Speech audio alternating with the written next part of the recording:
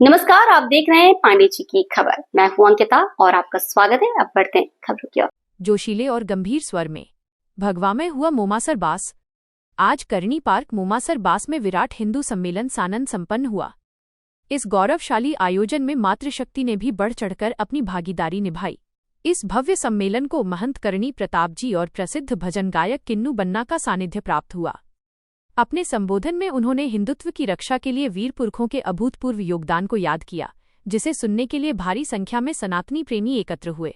इस आयोजन को सफल बनाने में आयोजन समिति के संयोजक श्री वीरेंद्र नाथ जी सिद्ध, संरक्षक श्री चंपालाल जी जोशी एवं कोषाध्यक्ष श्री रामू नाथ जी जाखड़ सहित सभी कार्यकर्ताओं का विशेष योगदान रहा। सभी ने निस्वार्थ भाव और पूर्ण मनोयोग से समाज के इस यज्ञ में समिधा बनकर अपनी आहुति दी और कार्यक्रम को ऐतिहासिक बनाया। वाणी की मां शारदे को प्रणाम करता हूं और महाराज जी के सभी मंचासीन व्यक्तियों को मेरा सादर प्रणाम। इस देश को मानसिक विकलांगता से तो बचाना पड़ेगा। इस देश के युवा सदस्य के मस्तिष्क में बैठा दिया गया कि जवानी सिर्फ इश्क लड़ाने के लिए है और तुम नौकरी करने के लिए पैदा हुए हो। अब वो खड़ा है कॉलेज की पुलिया के बाहर महाराणा प्रताप का वंशज कि पीली वाली कब आएगी। यह देश गिर पड़ा है, इसको उठाइए। घाव पर महरम नहीं लेकिन कुछ तो लगाइए। किस किस के धड़कता है तिरंगा, चीर कर दिखलाइए। इस देश को नौकर नहीं मालिक बनाइए। अभी 1-2 साल पहले फिल्म बनी पद्मावती। बस यही से शुरू करना चाहता हूं कि रतन सिंह आजाद हुए तो खिलजी खिसियाया था। घर में ही मिली पराजय के कारण वो चिल्लाया था। मेवाड़ धरा के कुछ सैनिक पिंजरे को तोड़ गए थे और मुगलियों की आंखों को लज्जित छोड़ गए थे। अरे गोरा बादल चचा भतीजा लाखों पर भारी थे। युद्ध कला के करतब उनके सचमुच तलवारी थे। बिना शीश के युद्ध लड़ा था, कथा अमर कर आए। जीत गई रजपूती और मुगलों के मुंड झुकाए। उधर नगाड़े बजे, इधर दिल्ली में मातम छाया और अहंकारी खिलजी खुद में झल्लाया। अरे बोला सेना से मुस्तंडो जाओ और मर जाना, अपने बेहुदे चेहरे मुझको नहीं दिखाना। दिल्ली जैसे बड़े दुर्ग की रक्षा न कर पाई चंद सैनिकों के हाथों घर में ही मुंह की खाई। वो आजाद परिंदे से आए और उड़ा ले गए। तुम तलवार ना खींच सके वो राजा छुड़ा ले गए।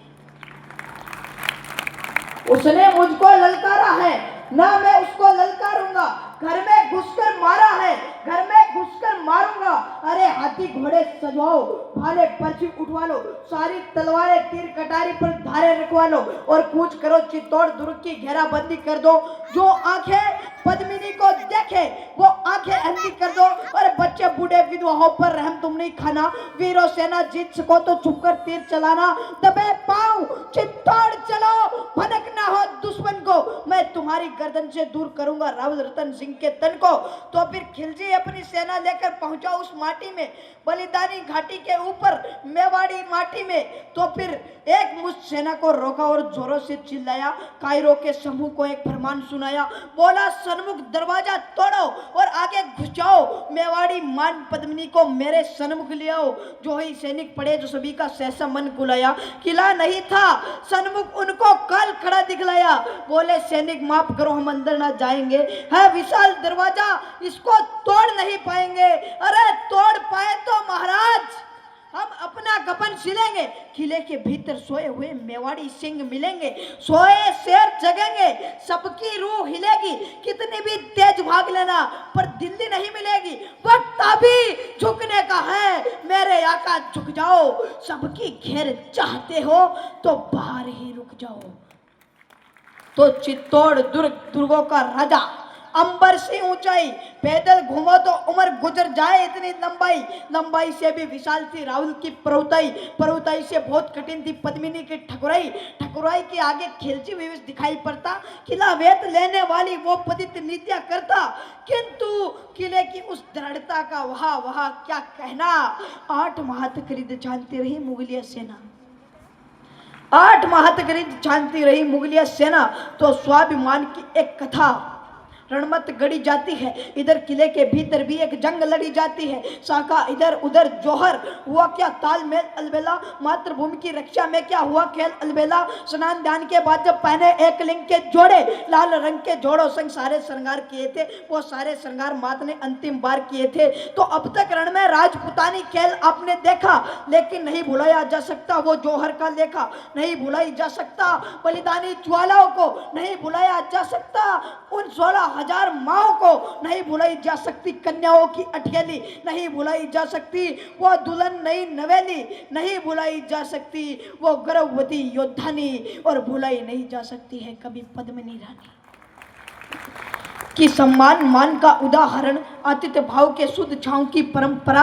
इसकी रज रज में कण कण में इतिहासों के गौरव क्षण है, हौसले अटल आकाशों जैसे महाकाल से भी दृढ़ है हवा यहाँ की गर्व भरी, पानी है स्वाभिमान वाला, हर युवा यहाँ का होता है अपनी धरती का रखवाला। बेटे संघर्ष पहनते हैं, बेटियां पहनती है लज्जा, है साका कहीं कहीं जौहर, है यही यहाँ की परिसज्जा। रणभेरी की ध्वनि सुनते ही दिखता है यही ध्यान मुझे, दिख जाते हैं चेतक राणा, दिख जाते हैं चौहान मुझे, हर घर में गोरा बादल है होता जिन पर अभिमान मुझे, बलिदानों में सबसे ऊपर दिखता है राजस्थान मुझे। यदि राजस्थान नहीं होता तो सत्य सनातन ना होता, यदि राजस्थान नहीं होता तो हम हिंदू ना रह पाते, यदि राजस्थान नहीं होता तो राम नाम ना कह पाते, यदि राजस्थान नहीं होता तो गौरव गान नहीं होता, यदि राजस्थान नहीं होता तो हिंदुस्तान नहीं होता। वो राजस्थान जहां सूर्य झुकता है स्वाभिमान लेकर, वो राजस्थान जहां योद्धा होते हैं अमर प्राण देकर, वो राजस्थान जहां नंगी तलवारें नृत्य दिखाती है, वो राजस्थान जहां माए पुत्रों को युद्ध सिखाती है, वो राजस्थान जहां लोहा अरे दल में भर देते हैं, वो राजस्थान जहां धड़बी दुश्मन का वध कर देते हैं। जिस मातृभूमि में जन्म मिला, जिससे ऊंचा हो गया भाल, जिस धरती पर आने को लालायित रहते हैं स्वयं महाकाल, जिस धरती पर पग रखते ही हिस्से में ये गौरव आया, ये गौरव सुनो मान का है, गौरव गौरव गान का है, ये गौरव समाधान का है, ये गौरव राणा प्रताप की आन का है, ये गौरव सनातनी सम्मान का है, ये गौरव विश्व प्रधान का है, ये गौरव हिंदुस्तान का है। मैं इसको क्या दे सकता हूं, मैं इसको क्या दे पाऊंगा, ये संभव है, ये जीवन देकर थोड़ा मूल्य चुकाऊंगा।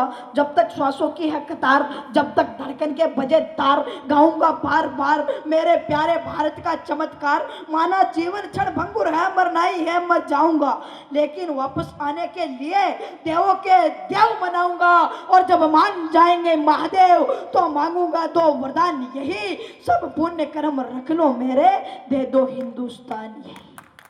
जय हिंद जय भारत।